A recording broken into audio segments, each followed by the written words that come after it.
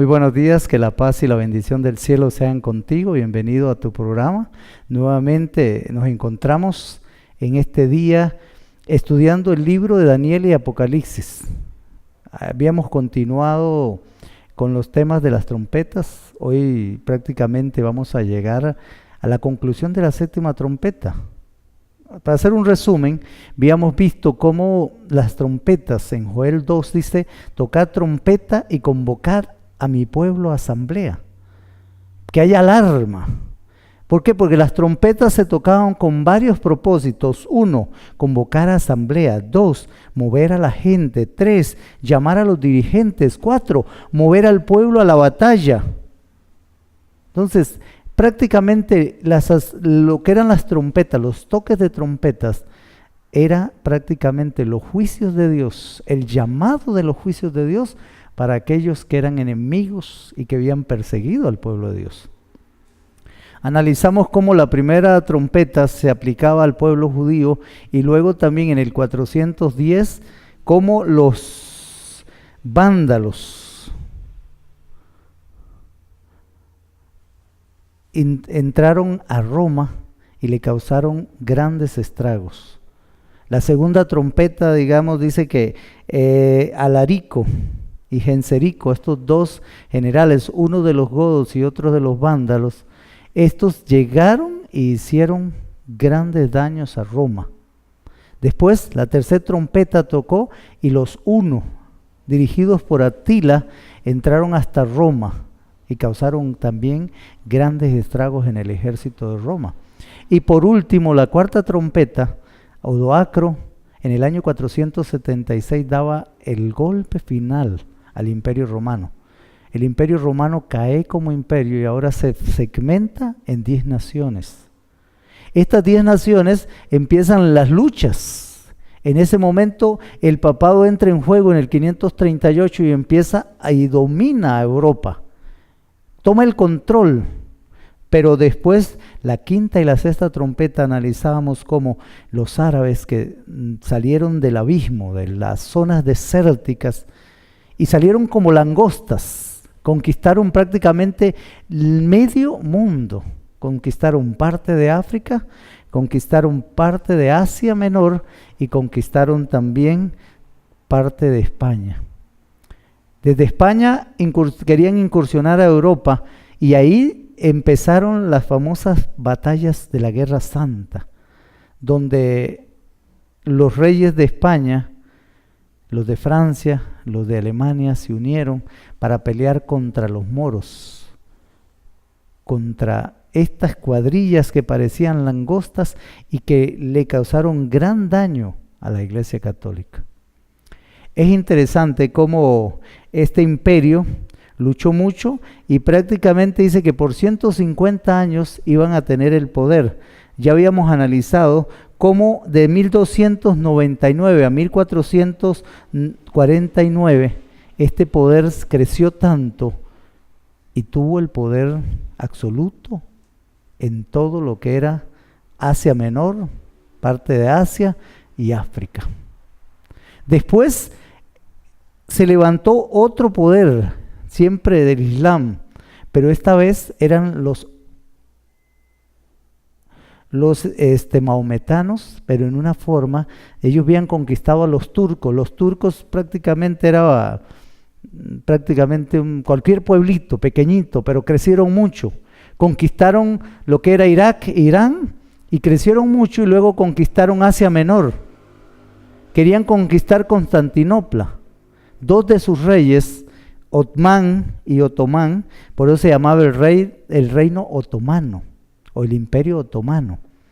Estos trabajaron duro, casi por 200 años, hasta que por fin Constantinopla cayó. ¿Para qué? Para que en el año 1449 llegaran al poder. Habían 4 sultanatos muy fuertes. Uno estaba en Alepo, otro estaba en Bagdad, otro estaba en Damasco. Y estos desde ahí atacaron a Asia Menor, conquistando lo que hoy en día es la región de Turquía. Desde ahí también avanzaron más hacia el norte. conquistaron prácticamente todo lo que era Rusia. Y vemos cómo el poder de los otomanos duró del año 1449 exactamente al año 1840. El 11 de agosto de 1840, el Imperio Otomano cedió ante el Imperio Británico y las naciones aliadas que los presionaron para que entregaran el poder. Hasta ahí llegó el Imperio Otomano. Estos causaron prácticamente un dolor tan grande. La Biblia habla de también que causaban dolor, se inventó la pólvora. Ellos usaron la pólvora para conquistar todo lo que era Asia Menor, lo que hoy en día es Estambul, Turquía.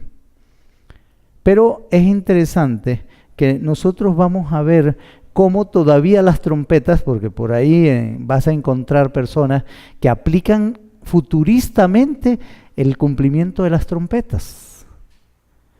Pero nosotros venimos analizando las 7 iglesias, los 7 periodos históricos del pueblo de Dios, cómo el pueblo de Dios fue perseguido y cómo se introdujeron falsas doctrinas en ese tiempo. Luego analizábamos los 7 sellos, donde también en un paralelismo vemos cómo es prácticamente lo mismo que las 7 iglesias con diferentes detalles. Ahora, si tú analizas en el capítulo 8, dice que el ángel que estaba todavía en el altar del incienso y tenía un incensario en su mano y se le dio mucho incienso y él arrojó el incienso a la tierra y dice, y hubo truenos, voces, relámpagos y un gran terremoto. Si tú la analizas todavía, cuando están comenzando las trompetas, Jesús está todavía en el lugar santo.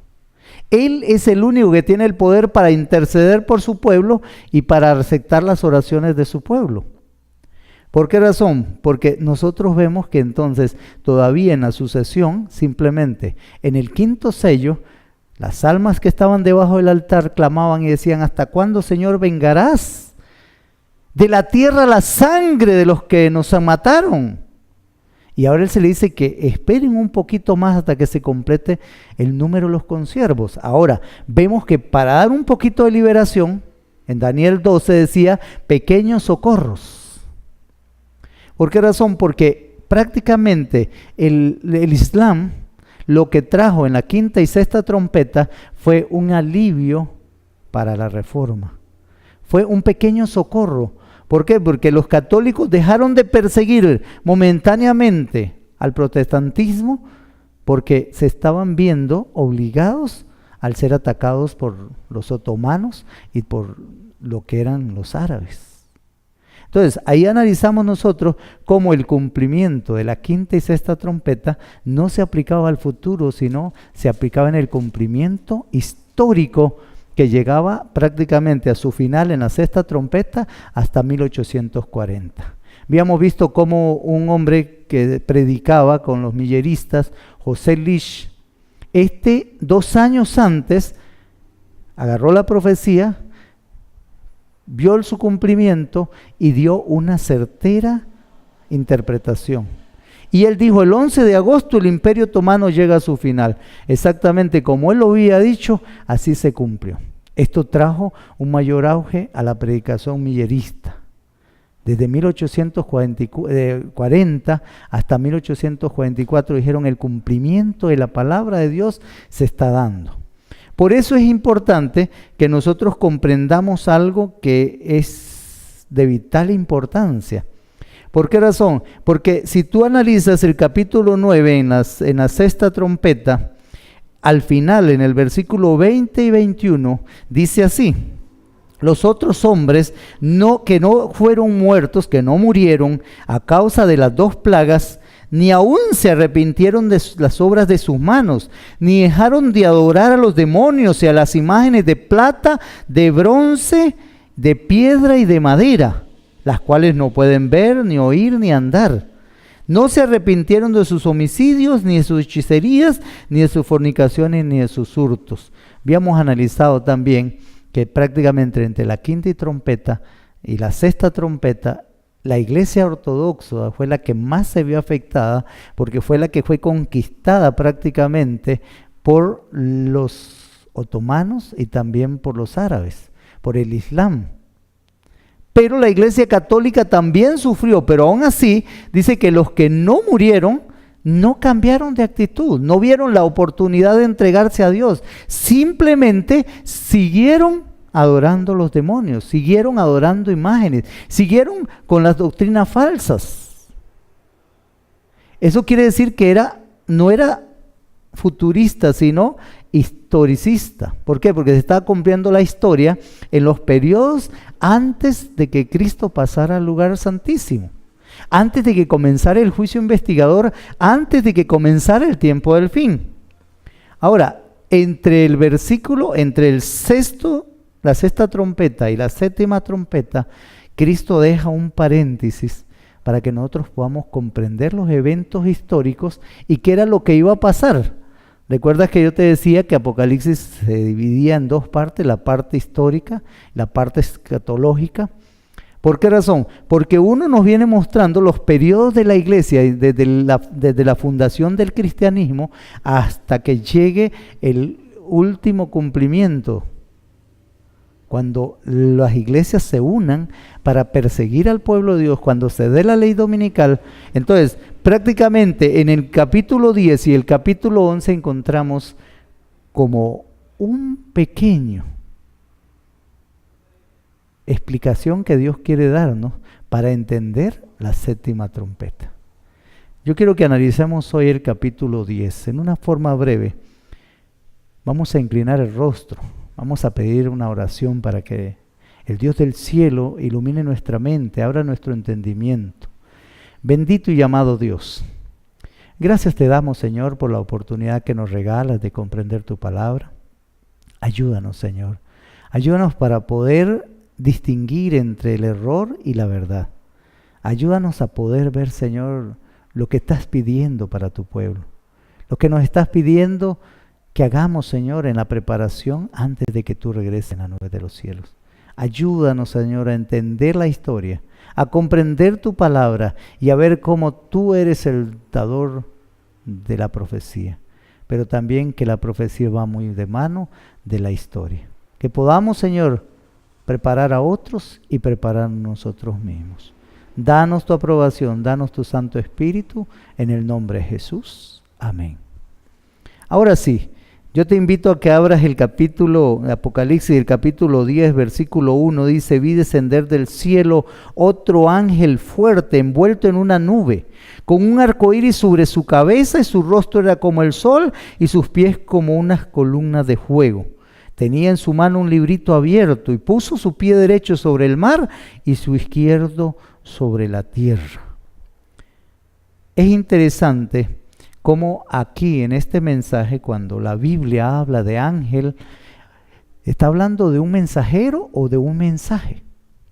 Este mensaje o este mensajero prácticamente representa a Cristo. Primero, porque se le ve con un arco iris sobre su cabeza, el único que hizo un pacto con Dios allá en el diluvio, después de que pasó el diluvio y apareció el arco iris, fue Cristo cuando se presentó ante Noé y le hizo un pacto que nunca más destruiría la tierra con agua.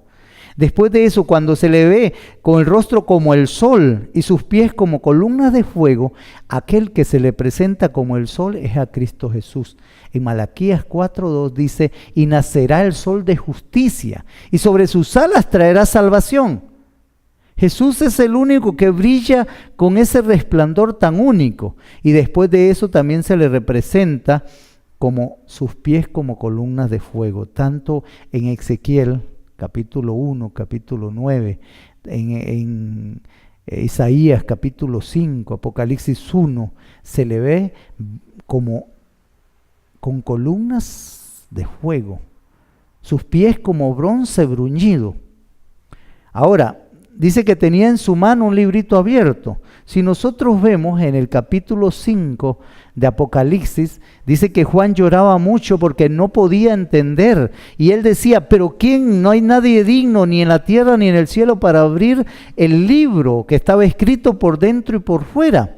Y él lloraba mucho hasta que uno de los ancianos le dice: no llores, porque el león de Judá, el león de la tribu de Judá, El Cordero, el que fue inmolado, ese tiene poder para abrir el libro y quitar los 7 sellos. Ahora, ¿cuál era el libro? En Daniel capítulo 12, versículo 4 y el versículo 9, nosotros encontramos que Daniel pregunta, Señor, ¿cuándo serán estas cosas? Y él dice, Daniel, cierra el libro porque estará sellado hasta el tiempo del fin. Se le dice, la gente correrá de aquí para allá, la ciencia aumentará, pero el libro estará sellado hasta el tiempo del fin. El libro de Daniel, que prácticamente no se entendía, no se comprendía, y la gente no se ponía de acuerdo con las profecías, ni las podía comprender. San Agustín fue uno que descubrió la Biblia Vulgata, y en uno de sus comentarios en el libro de Apocalipsis dice, este es un libro oscuro, un libro cerrado, no lo podemos entender. Prácticamente las demás iglesias de la Reforma eran muy pocas las que daban una interpretación certera. Primera de Pedro dice que la profecía no es de interpretación privada. Yo no puedo darle a la profecía la interpretación que a mí se me antoje. Simplemente la palabra de Dios se tiene que contestar con la palabra de Dios. Ahora, el libro que es abierto para el fin del tiempo, era el libro de Daniel. Ahora, Cristo tenía la potestad para abrir nuevamente el libro, para dar el conocimiento de la verdad. Si tú analizas el capítulo 8 de Daniel, decía que el cuerno pequeño iba a tirar la verdad por tierra y la iba a pisotear. Iba a hacer cuanto quiso y prosperar. Iba a tomar las verdades bíblicas y las iba a ocultar del pueblo. Por eso nosotros vemos que tanto en las 7 iglesias como en los 7 sellos, encontramos 2 de las iglesias donde prácticamente la verdad había sido ocultada. Y vemos en los sellos el caballo negro, que totalmente se le llamó la era del oscurantismo, donde la verdad prácticamente había sido ocultada al pueblo. En la Reforma empieza a salir las verdades a la luz, pero esto le cuesta la vida a muchas personas. Ahora, el librito prácticamente iba a ser abierto para el tiempo del fin. Ahora, si tú lo analizas, ahí mismo en el versículo 3 dice, clamó a gran voz, como ruge un león, y cuando hubo clamado, 7 truenos emitieron sus voces. Cuando los 7 truenos hubieron emitido sus voces, yo iba a escribir, pero él me dijo, no lo escribas, sella las cosas que dijeron los 7 truenos, no las escribas. El ángel que estaba en pie sobre el mar y sobre la tierra, levantó su mano al cielo.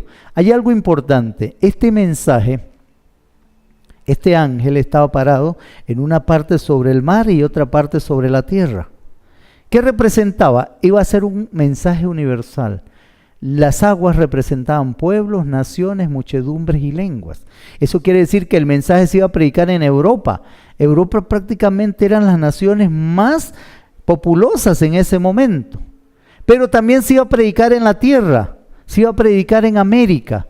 América es representado por un país prácticamente para 1620, cuando los peregrinos emigraron a América, lo que habían eran 100 colonias. Para 1776, cuando Estados Unidos se independiza, todavía no habían grandes ciudades. Era poca la población. Para 1840, que llega el cumplimiento de la caída de los otomanos, todavía Estados Unidos no era un país bélico, no era una nación poderosa, fuerte. Apenas era una nación pequeña. Por eso el mensaje tenía que ser predicado tanto en Europa como en América. Porque el ángel estaba parado sobre la tierra y sobre el mar. Ahora, es interesante porque dice que levantando la mano hacia el cielo, juró por el que vive por los siglos de los siglos, al que creó el cielo, el mar y las fuentes de las aguas. Y en el versículo 7 dice, sino que en los días de la voz del 7º ángel, cuando comience a tocar la trompeta, el misterio de Dios se consumará, como lo anunció Dios a sus siervos. Es interesante. Aquí Juan, el ángel, está diciendo que cuando se empiece a tocar la 7ª trompeta, prácticamente todo se termina. Si tú analizas en los 7, al final de los 7 sellos, prácticamente dice que el cielo se abre, se enrolla como un pergamino, las islas se remueven de su lugar, hay señales en los cielos, un gran terremoto, el sol se pone negro como silicio, la luna roja como la sangre, las estrellas caen del cielo. Ahora, en la 7ª trompeta ocurre un evento muy parecido. Y después vemos que en las 7 plagas también ocurre un evento similar. ¿Por qué? Porque tanto el último sello, la última trompeta y la última plaga representa la venida de Jesucristo a esta tierra por su pueblo. Y van a haber elementos donde la tierra se va a contraer, la tierra se va a revolver, la tierra va a cobrar venganza por el daño que le hicieron. Pero es interesante, antes de que eso ocurra, yo quiero llevarte lo que dice también el libro de Daniel. En el mismo Daniel, ahí otra vez hay un paralelismo muy práctico, muy parecido a lo que dijo aquí el ángel. Apocalipsis 12. Mira lo que dice. El versículo 7 dice así: y oí al varón vestido de lino que estaba sobre las aguas del río, cuando alzó su diestra y su siniestra al cielo, y juró por el que vive por los siglos de los siglos, que el tiempo no sería más, pero que por un tiempo, por 2 tiempos y por la mitad de un tiempo, hasta que terminara la persecución del pueblo de los santos, todas las cosas serían cumplidas. Es interesante. Aquí dice que el tiempo no sería más.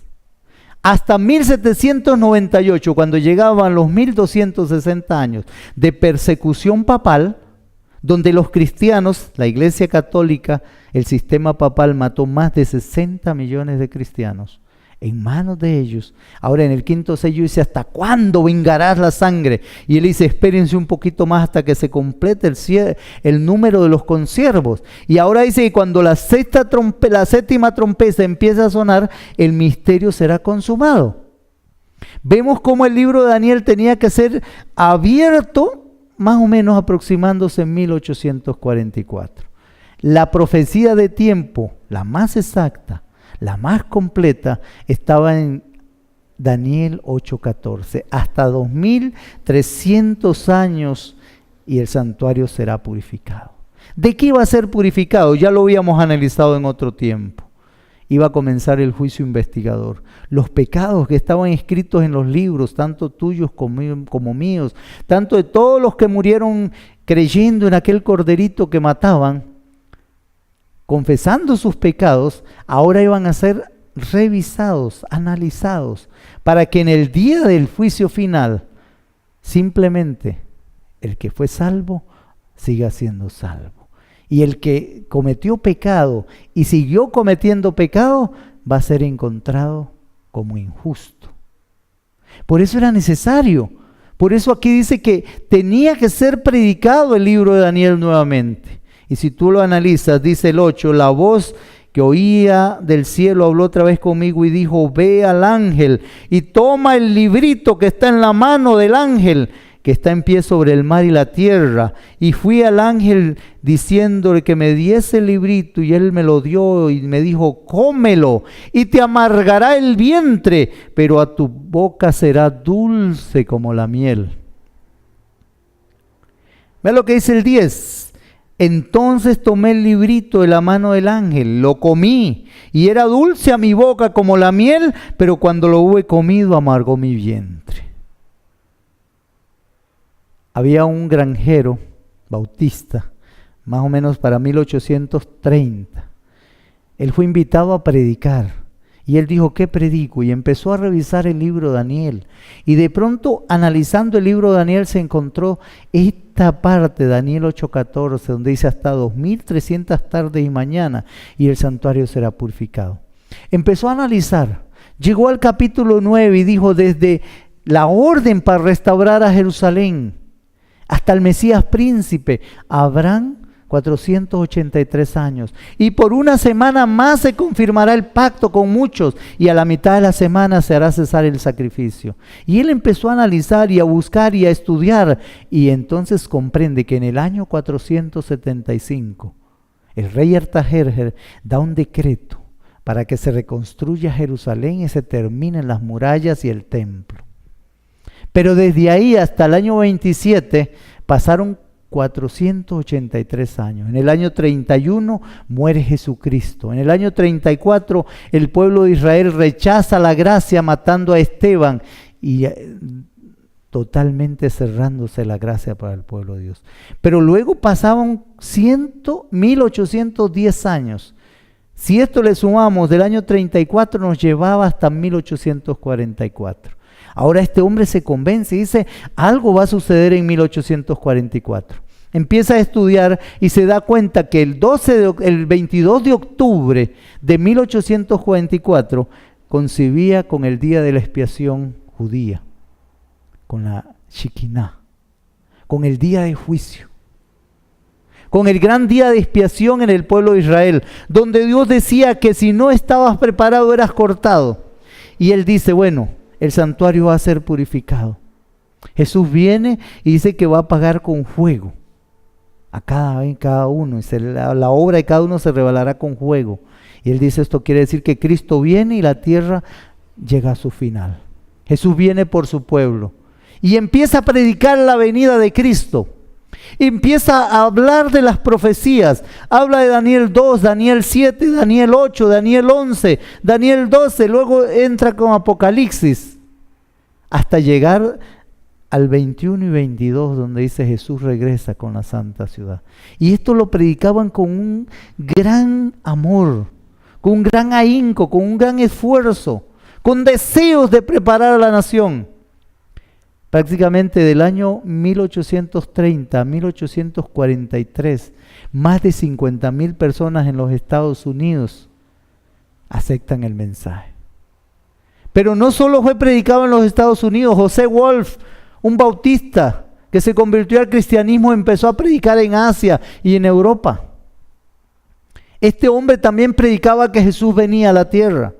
En Sudamérica había un jesuita católico llamado Manuel Lacunza, que empezó a predicar y sacó un libro que se llamaba La Segunda Venida de Jesús. Y este hombre predicaba que Jesús venía. Es curioso, el mensaje se predicó en todo el mundo. Porque este mensaje era exacto, la profecía era correcta. 1844, el cumplimiento perfecto. Era la profecía de tiempo más exacta. Por eso aquí decía que el tiempo ya no sería más, porque proféticamente esa era la única profecía que era la más larga en el periodo, hasta 1844. Jesús pasaba del lugar santo al lugar santísimo. Comenzaba el tiempo del juicio investigador. Comenzaba el tiempo del fin. ¿Por qué? Porque los elementos que faltaban para terminar las profecías ya eran pocos. Pero el ángel dijo, el mensaje será dulce a tu boca. Era dulce para aquellos que esperaban la segunda venida de Cristo. Pero luego dijo, cuando llegue a tu vientre amargará. Llegó el 22 de octubre, todos se vistieron de blanco, vendieron sus casas, vendieron sus propiedades y dijeron, Cristo viene por nosotros. Pasó el 22 de octubre, llegó la medianoche, llegó la madrugada, llegó la hora del amanecer y Jesús no vino. Ellos sufrieron un gran chasco. A eso se le llamó el gran chasco, porque Jesús no vino. Y ellos decían, ¿qué pasó? Y analizaban y decían, no, la profecía está exacta. Hasta que de pronto en Daniel 7, el versículo 9, dice, y vi cómo venía uno, como el Hijo del Hombre, y le hicieron venir hasta el anciano de días. Y vi tronos, y se sentó el anciano de días y el juicio comenzó. Y ellos empiezan a comprender que el problema era la interpretación que se le dio a la profecía.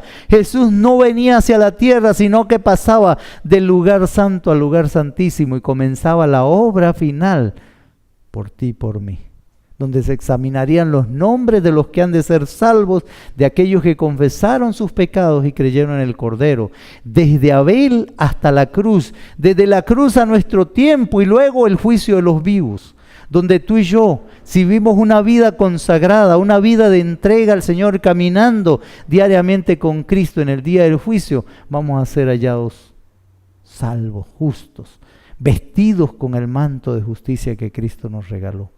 Pero ahora el ángel le dice algo en el versículo 11. Y él nuevamente me dijo, es necesario que vuelvas a profetizar otra vez sobre muchos pueblos, naciones, lenguas y reyes. ¿Será que el grupo millerista estaba equivocado? ¿Será que el mensaje que tenían no era el correcto? Yo pienso que no. Cada una de las iglesias, recuerda que te decía, cada una de las iglesias levantó una verdad presente para su momento, pero luego se quedaron con esa verdad y no quisieron aceptar el resto. Esto trajo consecuencias severas. ¿Por qué razón? Porque llegó el momento que este grupo de los milleristas, después de aquel chasco, de 50,000 personas que estaban preparadas, que se habían vestido de blanco y todo, simplemente con el chasco quedaron solo 50 personas. De esas 50 personas empezaron a analizar las profecías y se dieron cuenta que en realidad el evento era en el cielo y no en la tierra. Y ahora se les da la orden de que nuevamente vuelvan a profetizar. Primero, porque habían ciertas cosas que no se habían cumplido. Ellos se brincaron ciertos parámetros de las profecías. Todavía faltaban eventos que cumplir. Todavía habían cosas que no se estaban cumpliendo.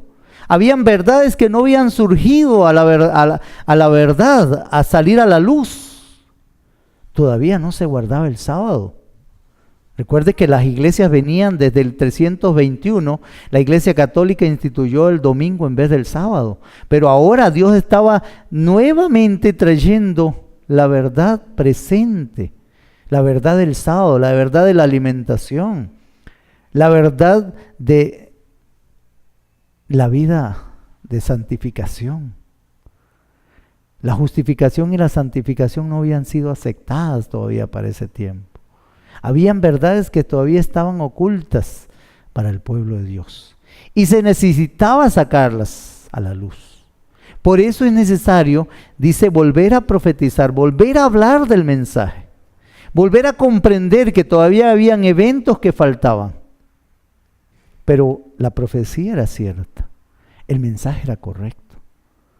El evento estaba dándose exactamente en el cielo. Para ti y para mí, gracias a Dios, es una oportunidad nuevamente. Hoy tenemos un abogado que intercede por ti y por mí. Si confesamos nuestros pecados, Él es fiel y justo para perdonarnos. Por eso, yo quiero que tú hoy, si no te has arrepentido, si no has aceptado a Jesús en tu corazón como tu Salvador, hoy todavía es el tiempo de gracia. Hoy es el momento oportuno. Hoy tienes que brindarle la oportunidad a Jesús de que interceda por tu caso, de que Él te salve, de que Él te prepare, de que Él te dé la capacidad para estar listo cuando Él regrese. Vamos a elevar una oración para pedir al Señor su dirección. Gracias, oh Padre, por las bendiciones. Gracias por el estudio, Señor. Gracias porque este ángel, Señor, con este mensaje, era un ángel que predicaba, Señor, un mensaje muy lindo, tu pronto regreso. Pero, Señor, habían eventos todavía que debían cumplirse. Tú estabas pasando del lugar santo al lugar santísimo. Y por eso, Señor, el pueblo no lo comprendió. Muchos de ellos, Señor, no estaban preparados. Pero sin embargo, tú nos estás dando la oportunidad a nosotros de estar listos, de estar preparados. Ayuda a nuestros hermanos que nos ven. Ayuda, Señor, a aquellas personas que con un corazón sincero quieren entregar su vida a ti. Y por favor, Señor, no les tomes en cuenta sus pecados, sino más bien dale de tu Santo Espíritu para que ellos puedan entrar en tu gracia. Ayúdanos, Señor, y danos tu bendición en el nombre de Jesús. Amén.